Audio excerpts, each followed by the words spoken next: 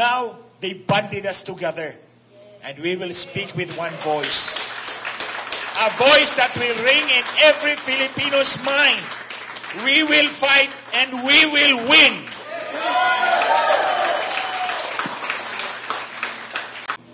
Good afternoon, everyone. My name is Tio, but of course they revealed my real name na. I'm Alex Destor po. And I'm one of those few people who have not really received a formal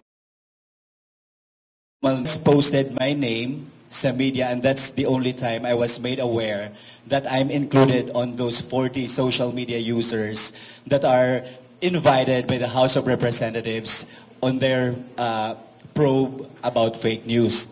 So, since wala akong natanggap na formal invitation, I asked Joey to show it to me, and I found out that the purpose as to why they're having the probe to begin with is due to the privileged speech of Ace Barbers, labeling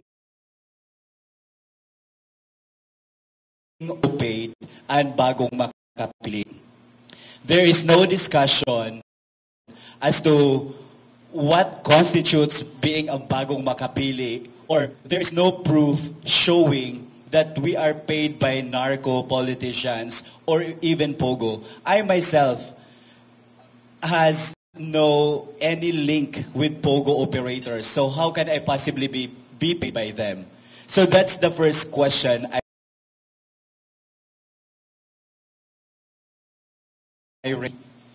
biglang nagbago. Ang privileged speech ni Ace, eventually, they changed the subject matter to fake news, which I myself is irrelevant. Why? Because in the first place, I am not writing news. I am writing my political opinions, which is within the constitutionally protected speech natin.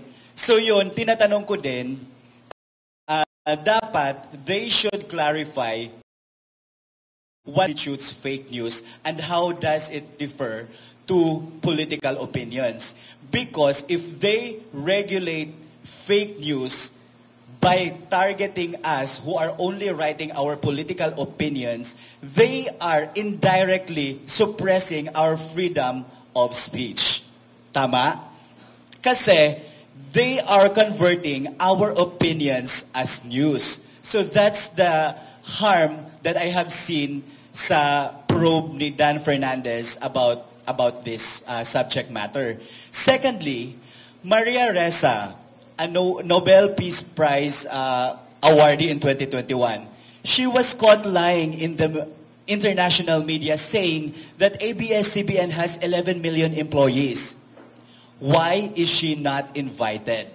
Her inputs, her knowledge about fake news sana ay the best tool for the HOR to craft better policies or to regulate well the use of social media platforms or experience. Secondly, last year, Richard Hidarian, he posted that by December, the ICC will arrest former President Rodrigo Duterte. It did not happen. Does that constitute fake news? Now, if it does constitute fake news, why is Richard Hidarian not invited by the HOR? Ito yung point ko. If the HOR is really serious on their probe about fake news, why are they only targeting pro-Duterte voices? So this, I think, in my own opinion, is a targeted political maneuver. We know for a fact that within the week, the SecGen will transmit the impeachment raps against VP Sara, the 3 impeachment raps against VP Sara. Secondly, just this week, they declared food emergency. And just today, the Supreme Court notified Speaker Romualdez Cheese Escudero, Senate President, and the Office of the President to comment on the petition filed by Attorney Vic Rodriguez and Congressman Ungab about the GAA, the blank spaces. Now, if you look at the timing, it's very glaring. They are trying to silence us so that we would not be able to write about all these important issues. So this is not just about what we did right now, the filing of petition in the Supreme Court is not evasion of, or we're not evading accountability. We are fighting them because we don't want to be ruled by felons. You know what I mean? Because kanina lang, ang ano ni Joey, ang letter pa lang niya, contemptible na. So is that their goal? To contempt us? On their invitation, ang sinabi nila, we will invite you because we need to hear your knowledge about the subject matter. Now, how come na ang maging basihan nila ay yung for contempt is yung letter ni Joey? If they really want us to share our knowledge about fake news, then dapat, di ba, they should hear us. There should be no threat of us being cited in contempt. We are private individuals. We are not politicians. We are working on a daily basis. So with them detaining us or with them citing us in contempt, they are also cutting our ability to earn. Or they are suppressing, aside from suppressing our freedom of speech, they are also parang attacking our our personal life. So yun lang, because we are private individuals. So for me, to wrap up everything, this is a targeted harassment. This is a targeted political maneuver. And this is not really about fake news probe, because they already did this in 2017, 7 years ago. They should have, implemented better rules and regulations now, but they did not. So now they are sparkling this conversation again because they are trying to hide or conceal something that's better or more important than what we are currently facing. Lang po, magandang hapon po sa inyo lahat. Hello everyone. Good afternoon. My name is Joey Cruz, also known as Joie de Vive. French name. Ayan. There are several revelations today, and it confirms our hunches that the goal of the House of Representatives, the joint committee that handled the committee hearing, calling us to appear, to share our knowledge to share our knowledge on matters that were raised by Rep. Barbers last December 4 and December 16, saying that there are makapili vloggers, narco vloggers, and vloggers being paid by POGO operators. On December 16, Rep. Barbers called on law enforcement groups to investigate malicious vloggers and trolls and to act on any cyber crime that they would see. Very clear. The goal of the House of Representatives is to silence us, put us in jail, or if not, cite us in contempt, and God knows gaano kami katagal ilalagak dyan sa facility ng HOR. Worse, baka dalhin kami sa facility ng regular jail. And that is something that I cannot accept. Unang-una, yung mga subject matter na nilatag nila na sabaw. And, the message is this. We are not stupid. We are common citizens, but we are not stupid.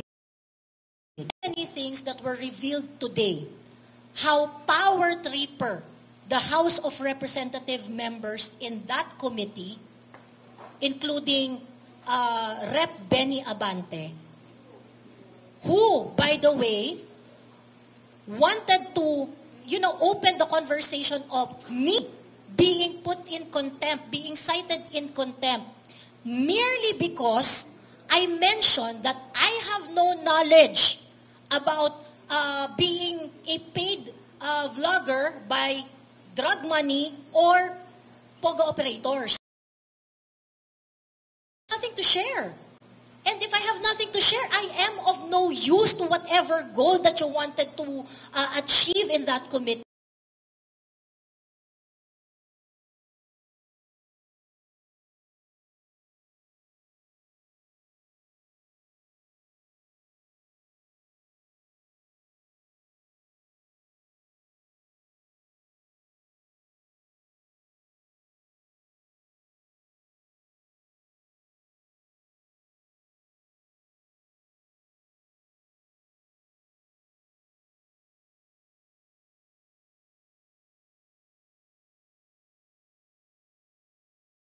How can you cite me in contempt if I am just concerned sa pera ng bayan?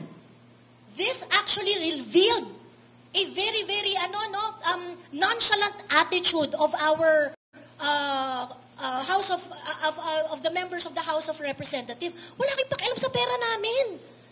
Imbes na hinahanap nyo kung sinong naglagay ng nag-fill in ng blanco sa bicameral committee para magkaalaman tayo dito kung paano nyo binuo yung 2025 national budget, ang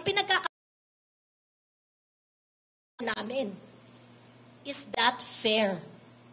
Now, again, it's very clear. This is harassment. This is to silence us. This is really to make us feel intimidated and for us not to talk about public issues. And it can't happen. As a private citizen, ang bala na lang natin, boses natin. And they want that taken away from us, from me.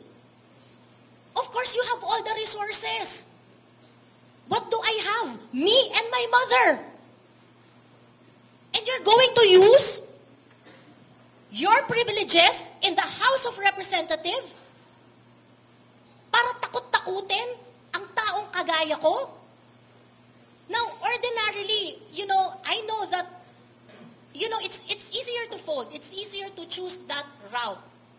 But we realize, yung mga taong kasama ko dito, we realize that if we are going to fold, they are going to do what they are doing to everyone. Why? Because they have done this to retired generals, to men in uniform in active service, to the Vice President of the Philippines, to us vloggers, and they are not going to stop unless we stand up and confront this in the proper forum. So that is why we decided to bring this in a place where there is a level playing field. Doon tayo sa pantay ang laban. Hindi yung duduru-duruin nyo kami dyan, gagamitin nyo yung privilege ninyo, aabusuhin ninyo, gamit ang pera ng bayan kung saan kami rin ang nagpapasweldo sa inyo. It can't continue like this. Hindi po pwedeng ganon. Someone has to say something. And we were put in an opportunity to react. And sabi ko nga po kanina, pinag-isipan po namin ito. Alam po namin na hindi ito madali. But when an opportunity like this happens, it's very important to do the right thing. And I hope a lot of you will also protect your freedom. Every single Filipino should know the abuses of some of the members of the House of Representatives. Every single Filipino should know how the budget, taxes na pinaghihirapan natin araw-araw, pinagtatrabuho ng tama at patas, ay binababoy dyan sa Kongreso. And, these are the things that we should all talk about, discuss, and demand transparency and accountability from the people who call shots. Thank you. Good afternoon, ladies and gentlemen. Nung ni-release po sino ba to? Si Dan Fernandez yung listahan, na nandun yung pangalan namin, meron siyang statement doon and it was quoted, Filipinos have the right to know the truth. We must protect them against our fellow Filipinos who spread misinformation that caused fear and division in our society. In other words, nung nilabas nila yung listahan, they already labeled us as purveyors of misinformation. Nakapatak na sa noo namin yun ng mga fake news kami. O gumagawa kami ng fake news. And that's why we are here. Because we want to tell the world that we are not. Hindi kami funded by Pogos. Hindi kami funded by drug lords. You better ask Marcos. Because he can probably tell you na mayroong connection siya sa Pogo at saka yung mag-asawang Marcos na yan. Yung despicable 2 na yan. Oh. So, you see, when the day comes that you will invite me, I will tell you, hindi ako tatakbo. I don't run from a fight, I will dig in. Pero ito ang sasabihin ko sa inyo, members of this TRICOM. I will bring documents and allow me to speak. Because even if that is the inconvenient truth, that is the truth. Lahat kami rito, hindi namin alam kung paano gumawa ng fake news. We only tell what's the truth, even if it is inconvenient to those who are in power. So it's inconvenient to those who are in power. So mga kababayan, tandaan po ninyo, tingnan po ninyo, pag pumunta po kami doon, kinaladkad kami doon, you see how they will treat us. Observe, tingnan ninyo how they will treat us. How they will disrespect us. How they will remove our dignity. Kasi kung gagawin nila yan sa amin, gagawin din nila yan sa inyong lahat, 120 million Filipinos. Ginagawa kaming example to instill fear sa lahat ng Pilipino para manaig sila and they will remain in power for as long as they want. That's how hungry they are. Ganyan sila kaganid, ganyan sila uhaw sa kapangyarihan. All of them. Kaya tandaan po ninyo mga kababayan, nandito kami sa harap ninyo. We are not afraid to fight. In fact, dati, kanya-kanya kaming diskarte. Now, they banded us together. And we will speak with one voice. A voice that will ring in every Filipino's mind. We will fight and we will win.